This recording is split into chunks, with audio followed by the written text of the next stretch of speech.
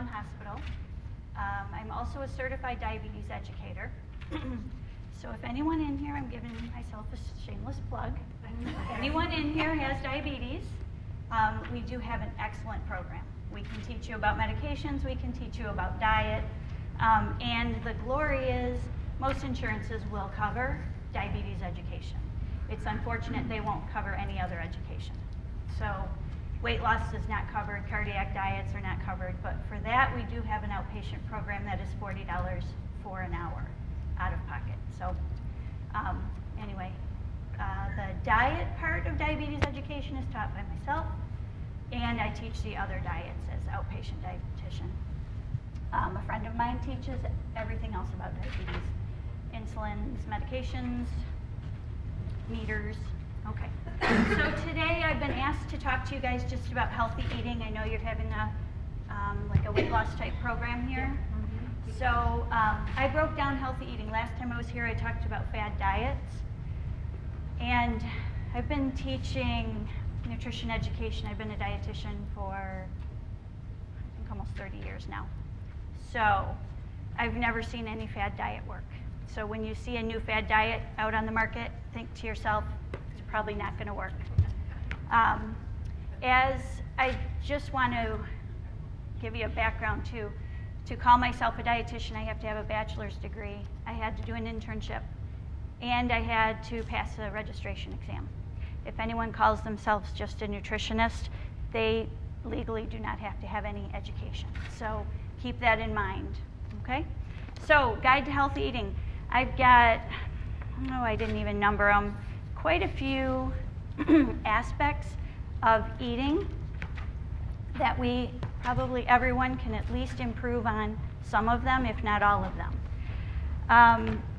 So I broke them down. What I would like to stress today is that you might, rather than trying to change every aspect of healthy eating at one time, you might want to work on only trying to change one aspect of healthy eating at a time. Even changing that one aspect should decrease calories, which should then result in weight loss. So I think there's enough studies out there that show that multitasking really isn't effective.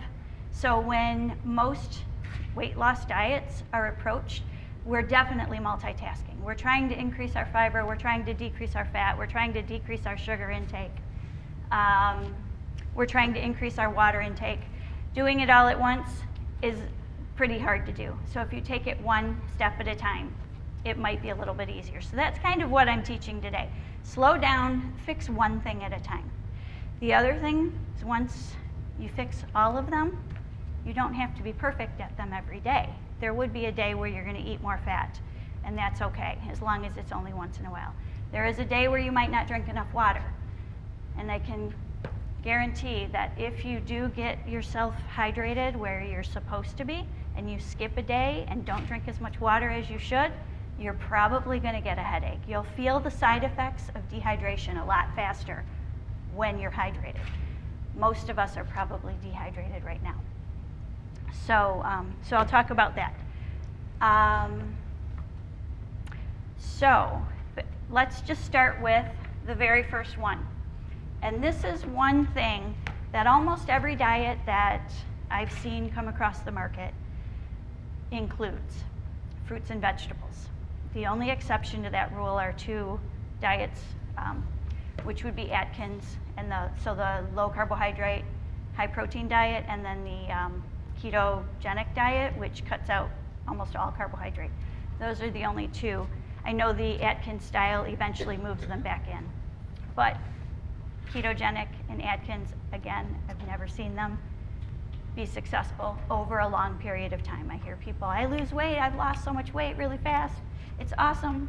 Oh, guess what? 3 months later, I gained it back, plus some. So we want to try to avoid that. We really want to try to make our changes that are going to be changes for the rest of our lives. Okay? So again, the first one, eat your fruits and vegetables. The reason we want to eat fruits and vegetables is they're a good source of vitamins and minerals. They are, on average, will provide 2 grams of fiber per serving. that, so the 2 grams of fiber per serving will come in later when I start talking about fiber, okay, and the benefits of fiber. When I talk fruits and vegetables, I do not count fruit juice as a fruit serving. I will count vegetable juice as a vegetable serving though, okay. And if you have high blood pressure, you might want to go for a low sodium vegetable juice. So your goal is 5 fruit and vegetable servings a day. I prefer 3 vegetables and 2 fruits because vegetables, as long as they're in the non-starchy group, are much lower in calorie, okay? And if you all have this carbohydrate counting book, a lot of what I'm talking about today is in that book. It focuses on proteins, fats, fibers, and carbohydrates, so it kind of encompasses everything. So when I'm asking you to count fiber intake, this book is a really good resource. Okay, so we're going to talk about staying hydrated. The human body is made up of about 60% water, so we really kind of want to continually get some clean water in there. It can help maintain balance of body fluids. It can control calories. Bonus, because this is a filler. If I put this much into my belly, that's a lot of room taken up by 0 calories. So, and often when we feel like we're hungry, we actually may be thirsty. So that's the biggest, one of the biggest bonuses of water. All right, it can energize your muscles. So if you're exercising, we definitely need to be hydrated. Okay. It can help your kidneys. Water is filtered through your kidneys. It helps filter them, keep them clean, helps get all that icky stuff out of your body. So you want to increase your water intake for that reason. Water can keep your skin looking good. Who doesn't want that, right? So water helps normal bowel function. We'll talk a little bit more about this when I talk about fiber. So ways to increase your water intake. Try to have an 8-ounce glass of water with every meal and every snack. So if I eat 3 meals a day, I'm drinking 3 8-ounce glasses of water. I've got 3 of my 5 already consumed, okay? You could double that. You could do 16 ounces of water with each meal. Now you're at 6 out of your 8. If you do 3 meals, 3 snacks, you've got 6 right there, and you only have to fit 2 more in, okay? Google 50 ways to flavor your water. There are all kinds of ideas. One of my favorite at this time of year is to take fresh cranberries, cut some of those up, a couple orange slices, a little bit of cinnamon, let it sit for a while, and it's really good. My favorite in the summer is cucumber slices in water. It's really refreshing. If you've not had it, it sounds odd, but it's really good.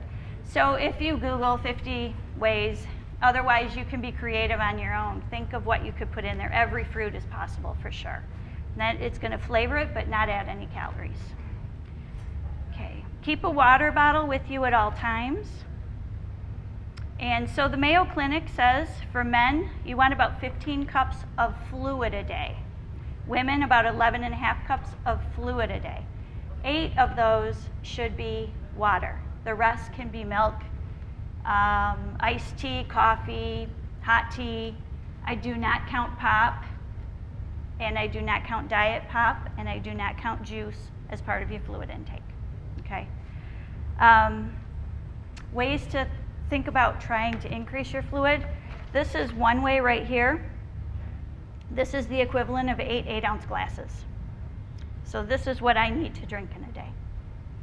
Okay. You can do, when I first started drinking water, I hated water. So I had to trick myself.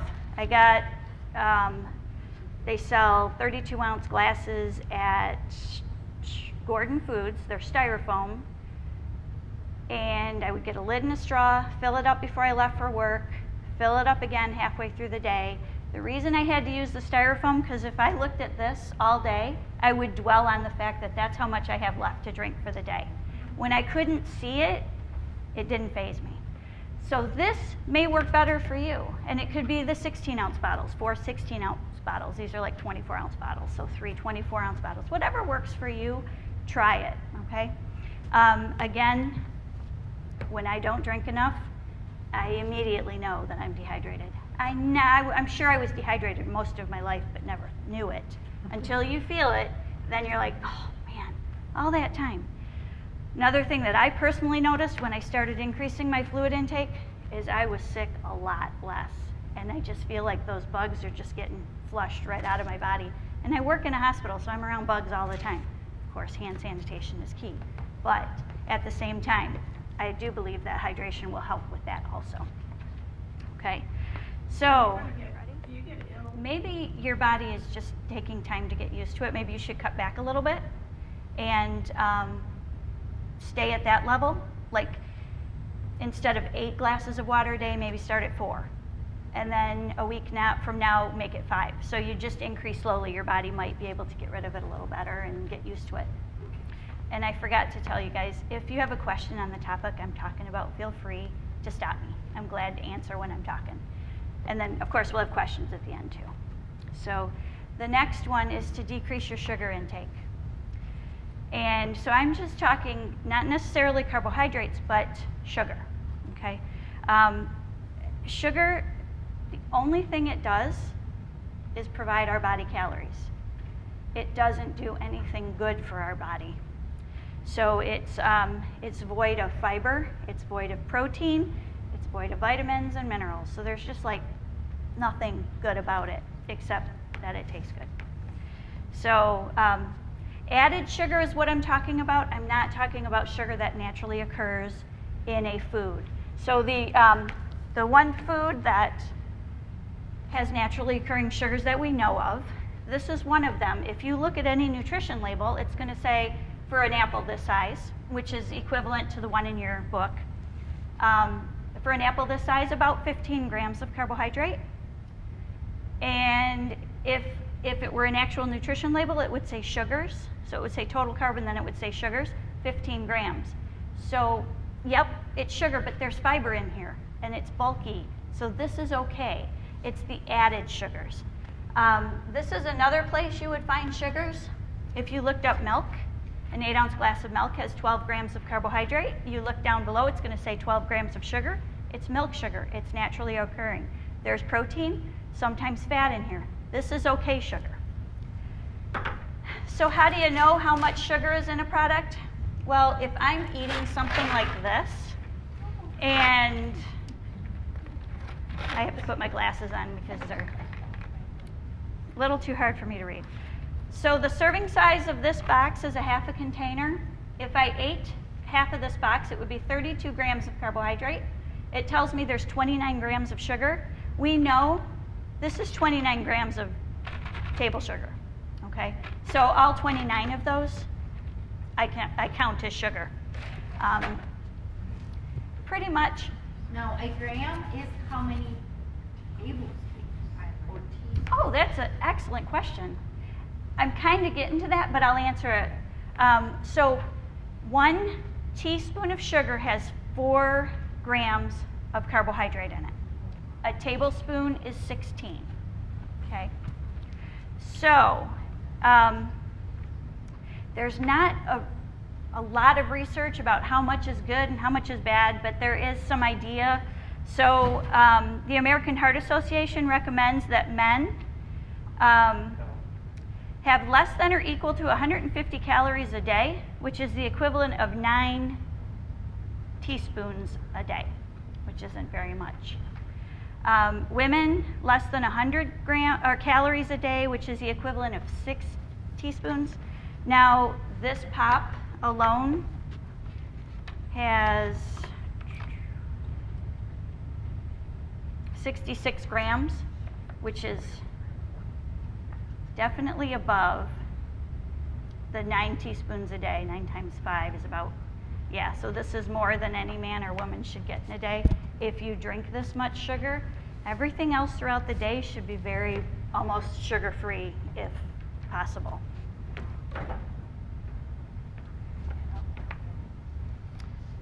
So 2008 data shows that as Americans, we're consuming about 60 pounds of sugar a year. That's about 19 teaspoons a day and about 300 calories a day. Right there, if you're looking to decrease calories for weight loss, just getting rid of the sugar can make a pretty big difference. Okay. Sugar can go by different names. These are just some of them. If it ends with an OSE, think it's sugar. The exception to that rule would be lactose, and that's milk sugar. That one's okay. But sucrose, high fructose corn syrup, dehydrated cane juice, fructose, glucose, dextrose, syrup, honey, maple syrup, cane sugar, agave nectar, raw sugar, and corn syrup. Those are all sugar. Okay, so if I want, let's see, this represents a tablespoon of maple syrup, about 16 grams of carbohydrate in here. Okay, so it's pretty calorie dense. It's pretty, adds up quickly. What about when you hear Sweet and Low, Splenda? That's a great question. So I don't want to spend too much time on this because this is where I feel that my own personal opinion gets in the way of my job. So I'm going to tell you two things, okay? So artificial sweeteners, so Splenda, Sweet and Low, Truvia, and Equal, right? The pastel packets. So the first artificial sweetener came on the market about 1960. So let's just, without anybody doing any research whatsoever on how artificial sweeteners affect weight loss, what would your guess be? From 1960 to today, what has happened to our society? We've gotten larger. So I think right there, that proves they don't work. Why they don't work? It could be psychological, it could be physiological. So there's really some brand new research out lately, and it's extremely fascinating to me. And if I could do it all over again, this is what I would study, but it wasn't out when I was going to college. But and I'm sure you've heard of all, like the good and the bad bacteria in our intestines. They're linking that our intestines have a lot more to do with everything in our body than we've ever thought it did. They're even linking it to our immune system might be linked to our gut, mental health might be linked to our gut. And again, don't take this with a grain of salt, as it is it's brand new research. But there has been some research where they took someone who had never drank diet or used artificial sweeteners, and they had him drink diet pop for a week, and they tested the bacteria in his gut before and after, and it wiped it out. So it wiped out the good stuff. So that's just one study, and we can't go by one. But I'm seeing glimmers of maybe it's not as good as we think it is. My other thought is it is artificial, and we're trying to get rid of artificial. So maybe we do get rid of that. So, but on my list of things that are important to change in your diet, I always put that one as the lowest on the totem pole, okay? And I would recommend that you do more research. Now, the government and the Academy of Nutrition and Dietetics, which is how I get my registration designation, they say it's safe. I don't see that it's helped. It may be safe, but I don't see that it's helped us, okay, as a society. Again, this was me when I was about 16 years old. And I just have to share with you, my brothers are 7 to 13 years older than me. There were 5 of them. So I said to my brother, and I will have to pretend, I want a piece of pie, and I'm going to have Diet Coke. And he said, well, why are you having Diet Coke? And I said, well, because I'm going to save all the calories from here to have this. And he kind of smacked me on the head and said, you can't eat these calories either. So it was like that psychological thing that I allowed myself these calories because I was giving up these, where I shouldn't have either. So it could be psychological, it could be physiological, it could be messing with our gut. There's so much research that still needs to be done. It could make us hungrier because of the fact that our body thinks sweet's coming and then it doesn't. It could be that the aftertaste encourages us to eat more to get rid of the aftertaste. There's so much. So it's definitely a personal decision. And then with that, I'm going to talk a little bit about high fructose corn syrup because that does fall into the sugar category. So where we want to decrease our total sugar intake, we may want to eliminate high fructose corn syrup.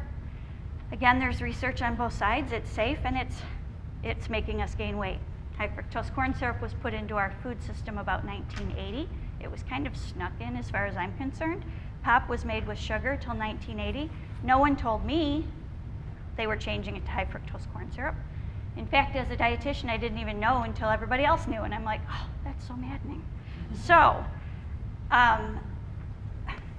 there's some research that if I were to eat or drink something with sugar in it, there's a signal that goes off in my body that says, whoa, you've had too much sugar, you're gonna get sick if you drink or eat anymore.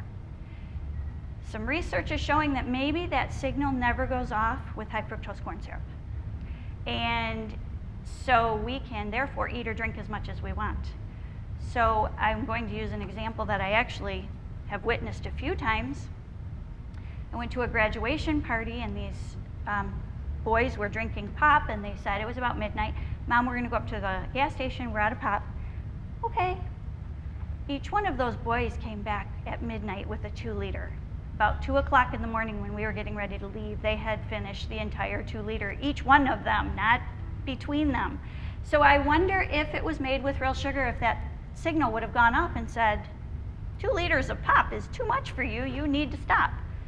So that's one thought. Another thought is it makes food cheaper because food is more shelf stable, and high fructose corn syrup in itself is cheaper than sugar.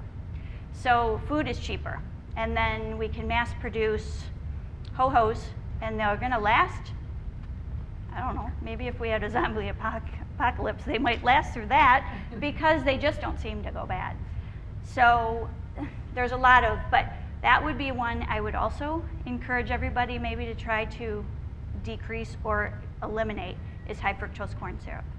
And it is not easy. It's in everything. It's in bread, it's in cereals, it's in ketchup, it's in salad dressings, it's in everything. So it might be worth, looking into and actually getting rid of it. So if you guys will turn the page, I'm going to be talking about my favorite topic. If I've ever talked here before, you probably heard me talk about it because I think it's really important. Fiber. So my handout here has, I didn't actually count them, but probably 5 to 8 things that we can do to make ourselves healthier.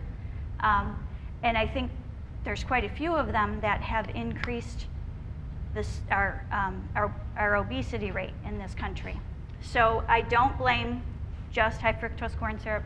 I don't blame just artificial sweeteners. I don't blame our increased sugar. It's not just one thing that has caused obesity, it's a lot of things. So our lack of fiber in this country is one of them. I really, truly believe that we are missing a major, major important nutrient, and that is fiber. So dietary fiber is found in fruits, vegetables, grains, and legumes. So things like black beans, kidney beans, pinto beans. Okay.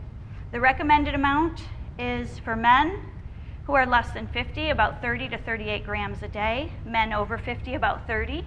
Women less than 50, about 25. Women over 50, about 21.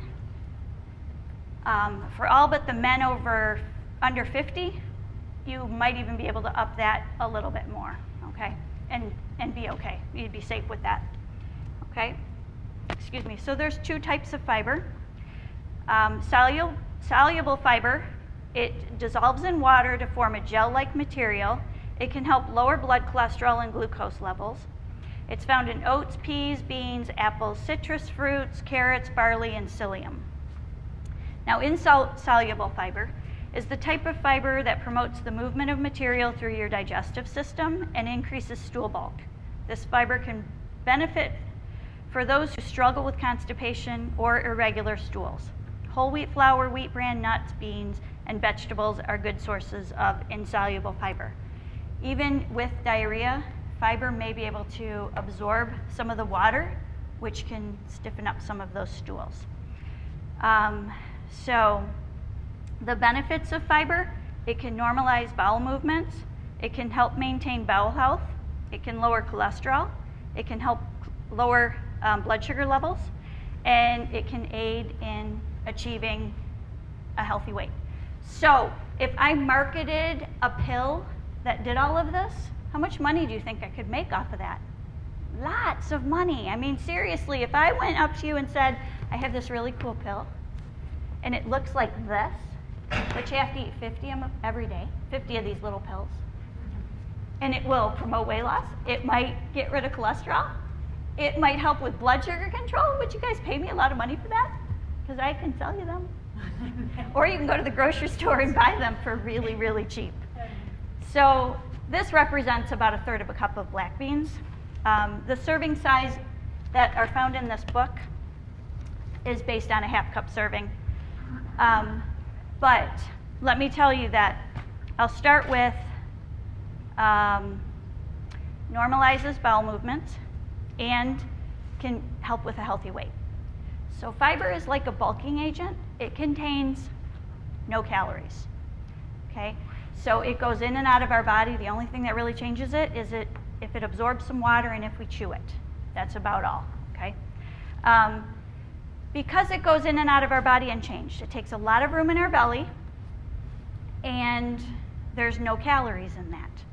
So we will get satisfied quicker. If we're hungry, we will get satisfied quicker on a high fiber meal than a low fiber meal. So we will eat more calories on a low fiber meal before we're going to be satisfied than if we ate a high fiber meal, which is the perfect marketing tool for restaurants, because we're value minded in this country. We want as much food as we can get for as little as we can get. So they feed us a very large low fiber meal. We eat tons of it. We think, wow, all that food I got for $6. But it's not going to do much health-wise for us. We're going to eat too many calories.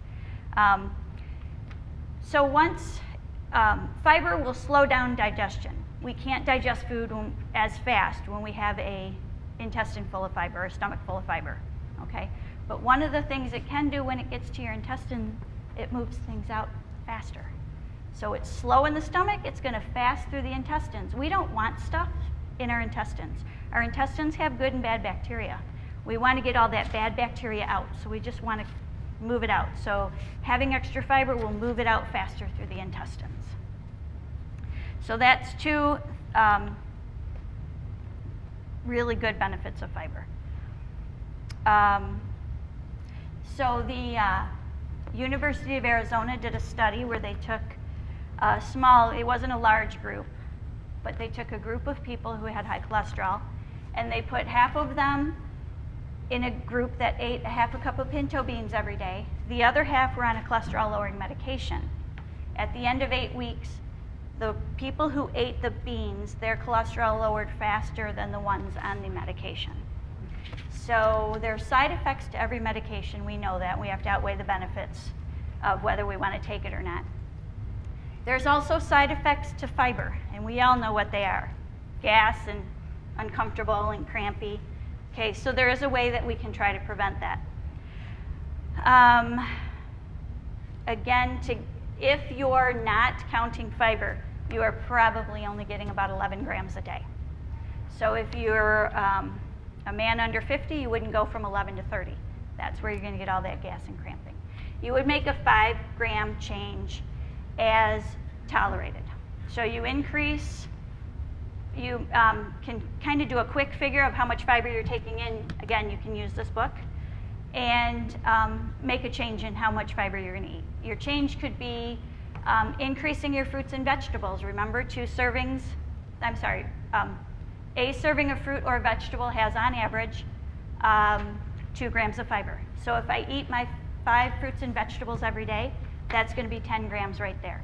I wouldn't change from 0 fruits and vegetables to 5. I'd change from 0 to 2. So you're only getting about a 4-gram change. Okay? And then you stick with that change every day. You eat those 2 fruit or vegetable servings. Then a week later, you up maybe 2 more fruit vegetable servings. And if you get gassy, go back down to the 2 servings for another week. Okay? Another way you can increase your fiber is, again, this is in the book, but a half cup serving of black beans is probably about 10 grams of fiber. I wouldn't start with a half cup, I'd start with a quarter cup. And this is what I do, and I literally do this almost every day, at least 5 out of 7 days a week.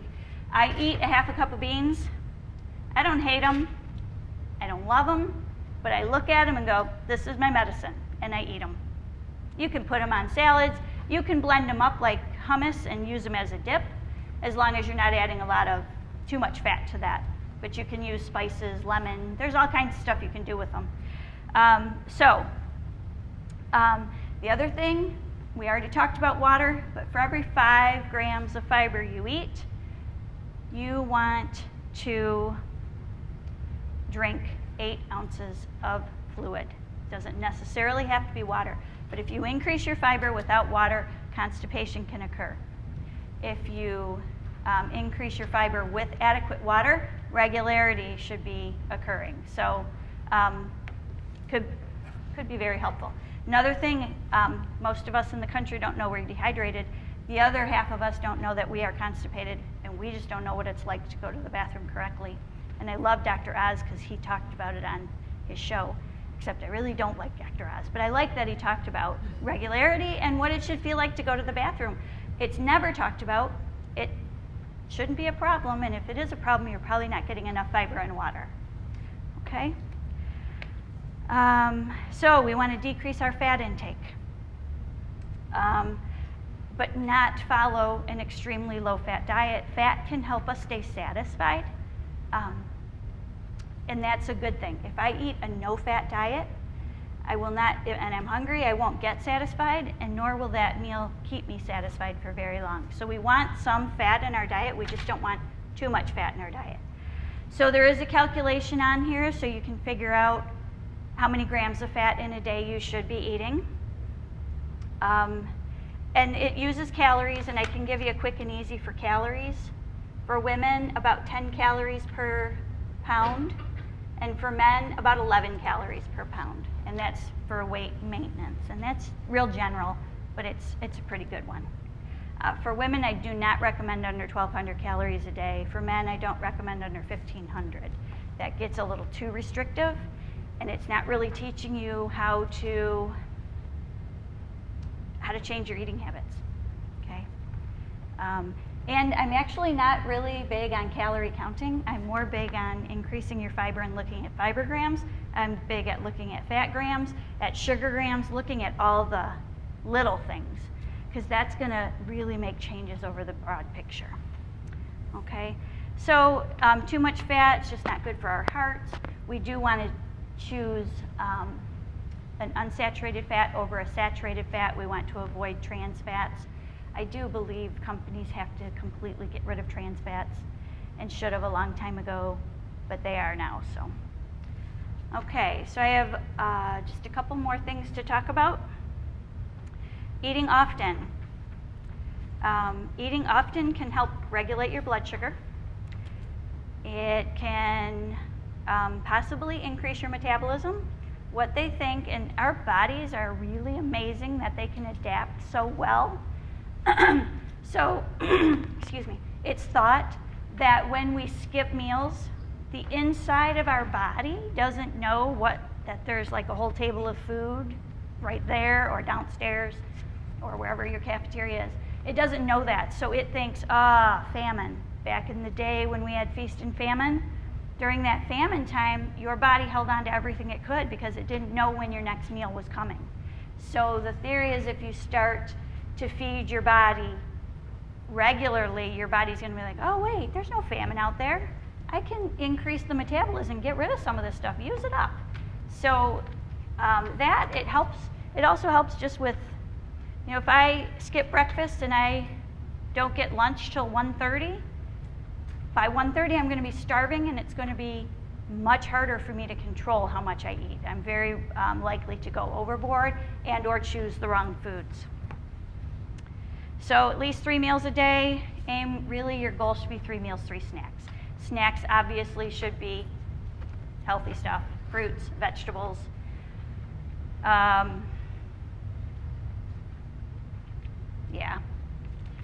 good snacks. Fruits, vegetables, those are about the best. Beans are a good snack. I did forget, I'm sorry, I did forget when I talked about fiber. I need to go back because this is really important. So there is something called inulin fiber, I-N-U-L-I-N. It is the same thing as chicory root fiber. Those fibers are really, really hard for us to get used to. So our intestines will, when we eat them, will produce more gas. And even if I eat it every day, my intestines may not get used to it. So every day, my intestines are going to just produce a lot of gas because of the inulin chicory root fiber. I had a patient at one point who was eating a healthy cereal that had fiber, big words on the front. And he came to me and he said, I am gassy every day about 9 o'clock. And he had been eating this particular cereal for a while. So I looked at the label, and lo and behold, it was full of chicory root fiber, and it was a really high fiber cereal, so probably like 10 grams of fiber from chicory root. And the sad thing is they could have not put the chicory root in and still had a healthy cereal, but they wanted to promote the fiber. Again, it's marketing. So please, if you are increasing your fiber, try to avoid chicory root. Like this, there isn't much fiber in here. There's only like 3 grams for this bar, but it is inulin fiber. So I wouldn't personally eat this because I don't want to put up with that. And trust me, my body's really used to fiber. So, but that stuff, inulin and chicory root, kills me. So I avoid it. So sorry about that, I forgot. Planning your meals and snacks can be very helpful. It helps us to choose the right foods and not overeat. And bringing snacks to work, again, very helpful, because then you won't be relying on the vending machines that usually don't carry healthy stuff. Now, we did an experiment at the hospital many years ago. We put healthy choices in the vending machine. We put grapes, grape in baggies, apple slices, carrots and ranch. Guess what went bad? Everything I just mentioned. Yeah. They stopped doing it because nobody would buy it. And it was sad, but it's just the way it is. So if you do bring, bringing snacks from home would be your best option. Okay, so the last thing I really need to talk about, and I'll do this really quick because I gotta have room for questions. And this is the guide for the hunger scale is what it's called. This is where you need to get back to paying attention to your body. What you want to do is, on this hunger scale, there's the numbers 1 through 10. Number 1 is beyond hungry. This is where I eat and eat and eat and eat and eat as fast as I can because I have to get every calorie in because I'm starving. And if I don't eat right now, I'm going to faint. That's number 1. Okay, so number 2, you can't seem to tolerate anything, like you're just agitated and you just need to eat. Okay. 3 is the urge is strong to eat. Number 4 is you're thinking about food. Well, maybe I should eat soon.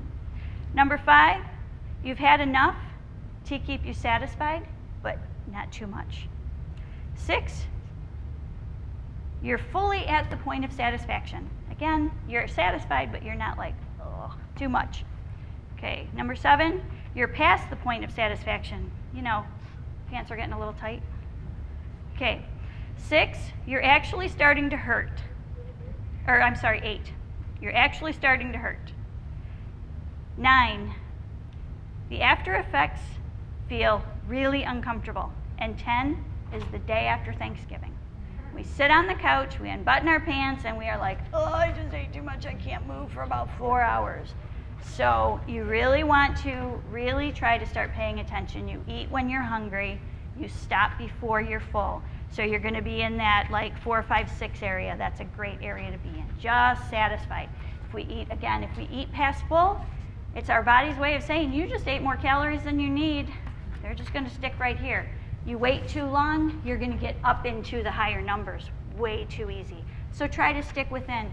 It takes time and effort. So you have to think in the morning, okay, I'm going to eat breakfast and I'm going to not have lunch till noon. I can have a snack at 10, so I need enough calories to get to 10 where I'm just a little hungry. I eat a little bit to get me to noon where I'm just a little hungry, instead of skipping and then getting to lunch and being way too hungry. So, and then I have a few more suggestions for health that I am not qualified to really talk about, but also can impact our weight. One of them is to increase exercise. If you increase exercise, please take some measurements of your body, because muscle, a pound of muscle and a pound of fat obviously weigh the same, but a pound of muscle is smaller. It's denser, so it's going to take up less room on your body.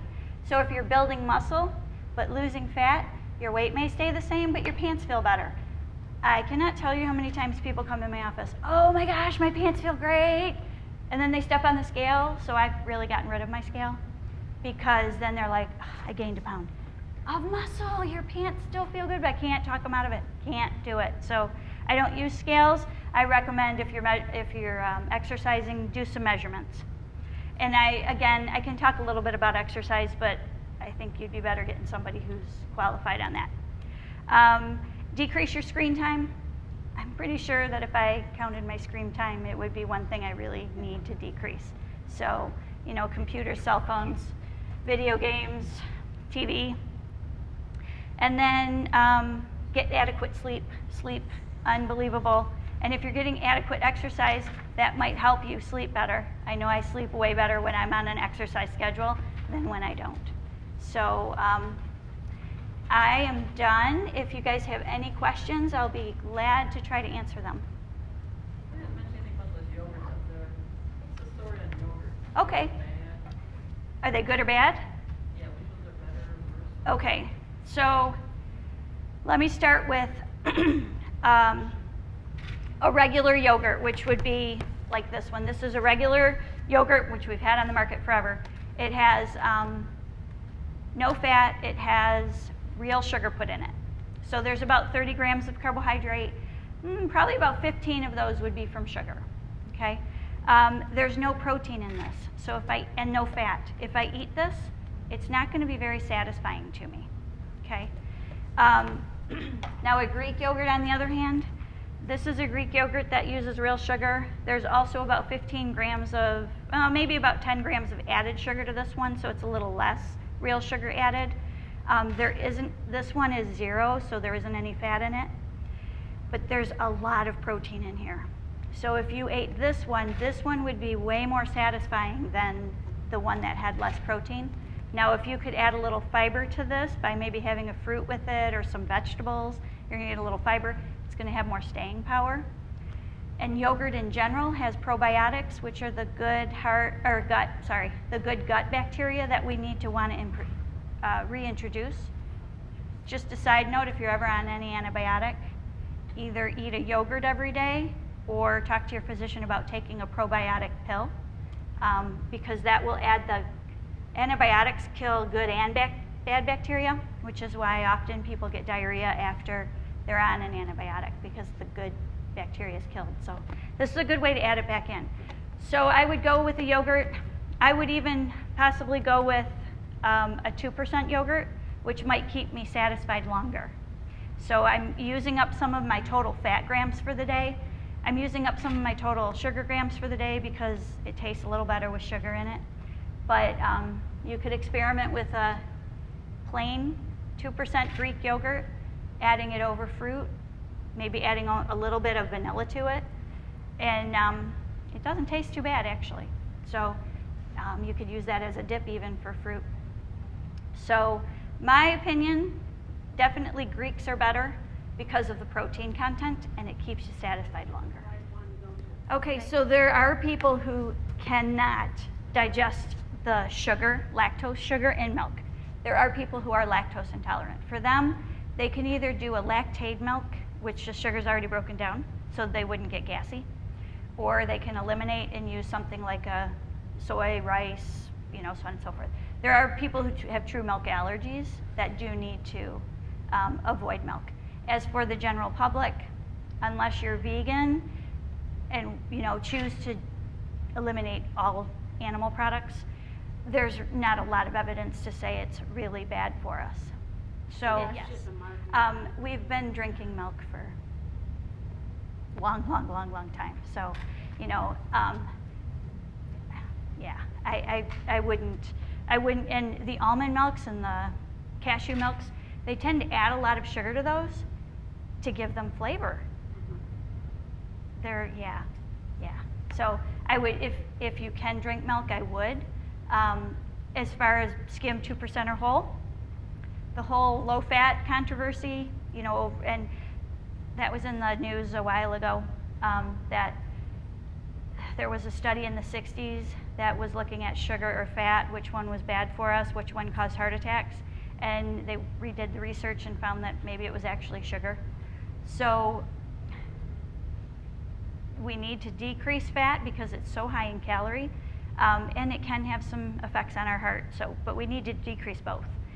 As far as would I choose skim 2% or whole? So if I choose skim, there's no fat in it. It won't keep me satisfied for very long. If I have whole, it might be a little too much fat. So I might choose 2% because there's just enough. Now, if you really, really like whole milk, as long as you figure out how many grams of fat you should have in a day and it fits in those grams, then that's a good choice. So you would give up fat somewhere else. So if I like whole milk,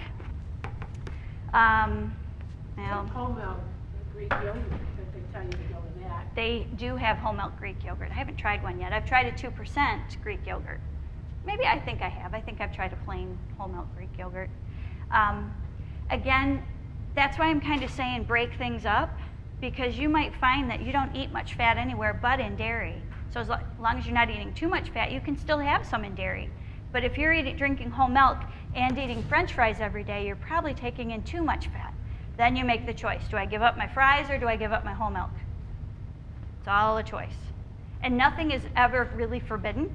You just have to work it in. And that's how breaking things into smaller groups will train you what foods are high in sugar, which foods aren't, which ones should I give up if I'm having this.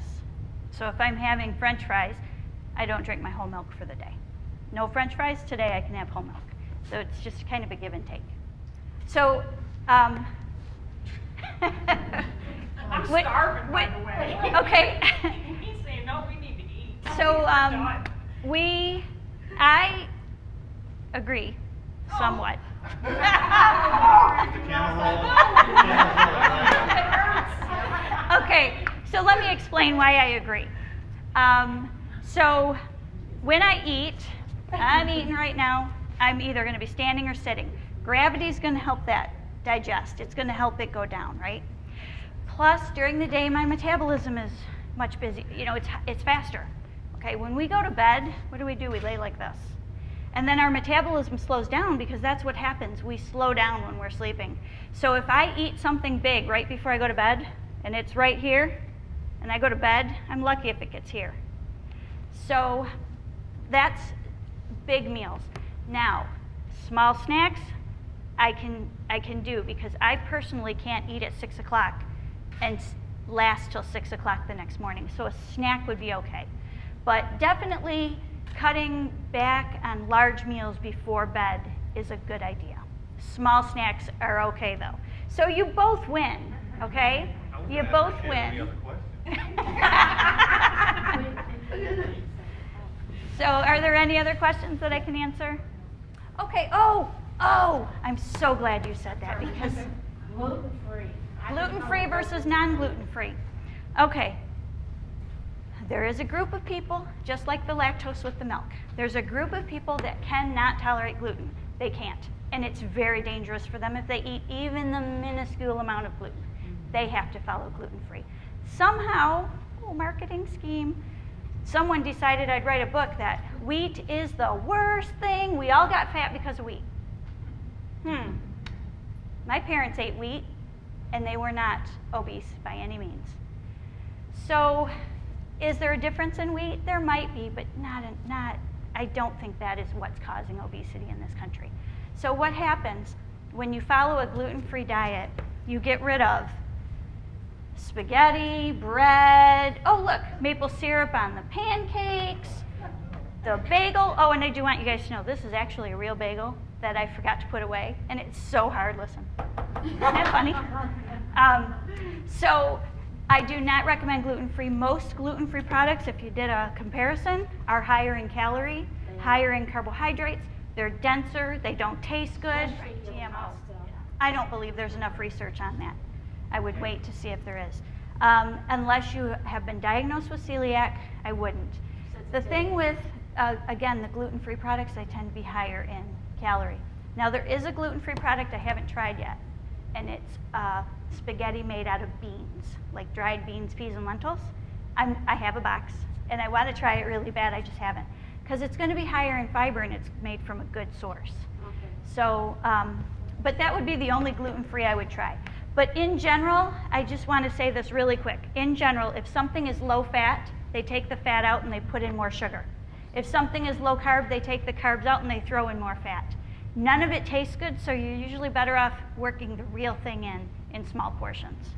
So when you eliminated gluten-free, you would have to eliminate things like chips because they use flour in the flavoring. You'd have to eliminate cookies and candies that contain gluten. But then what did they do? Added an entire aisle of gluten-free things at Meijer that replaced the stuff that we gave up to lose calories. And the prices are And the horrendous. prices are horrible.